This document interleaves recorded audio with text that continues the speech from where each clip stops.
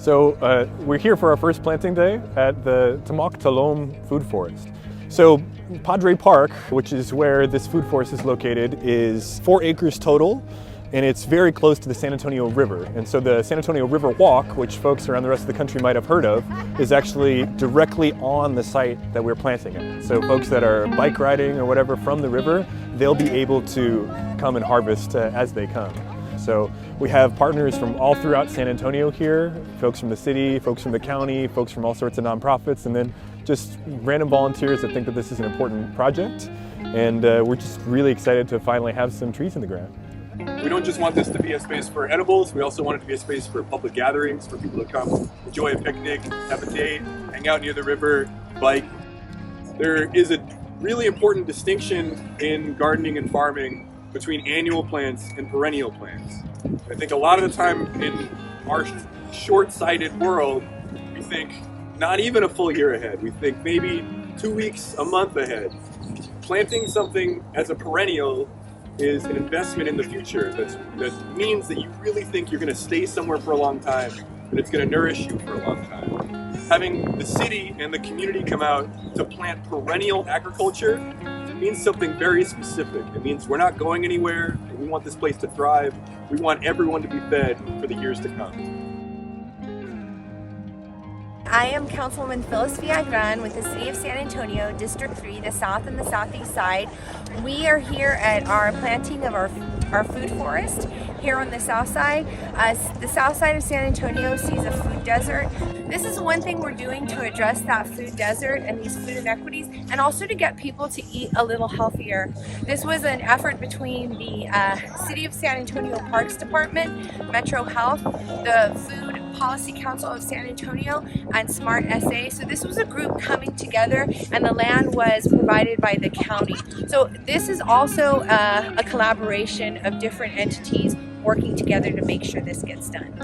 Hi, my name is Nadia Gauna. I'm a community health worker and permaculture designer, organizer for San Antonio Permaculture, and also a member of the Food Policy Council. And this is a really awesome project. This project is going to bring together a lot of different interests. People who are interested in environmental awareness, wanting to connect to their culture and their roots, and to bring their children to show them the different plants and the different foods that their families traditionally used to eat. So this project really brings together a lot of different people, and it's a beautiful thing. The crops that we selected for this food forest are what we think are fairly well adapted both to the soil conditions as well as the climate that we have around here. So we have to be able to deal with really hot summers, but also an occasional freeze that happens in the winter. And so to that end, we think pecans, which are what we're putting in today, are a great pick. And so we've just planted pecans. These are perennial crops that are native to this area. We think that they're tremendously high yielding and are really going to be able to feed the community, as well as several fruit varieties that we're going to be intercropping amidst these other trees. So those fruits include mulberries, pears, plums, loquats, there's pomegranates, persimmons, and a couple other varieties. And these are all high yielding. They're going to take a couple years in order to get a full, real big yield, but we think they're all really good candidates for things that go well around here. The other thing that was important for us for crop selection was that we interviewed all sorts of members of the community throughout the last year or so, figuring out what sorts of crops have you had successfully in your garden, and which ones are culturally appropriate for the way that you were brought up in this area of the city. And so there was several crops that we heard about that some of us had grown a little bit in the past, maybe other folks weren't as familiar with, but because they were so important to this region's culinary history, we thought it was really important to integrate those to the space as well. Well, my name is Jesus Reyes. This is exactly what I'm all about, is community coming to harvest free food.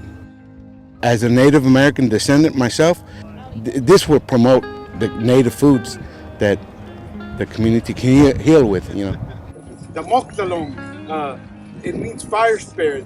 In the perspective of Native Americans, we honor our fire, our altar, and it's also the sun that comes up and goes down. So that's our sacred fire, and the plants grow with the sun. And the same thing happens with us humans.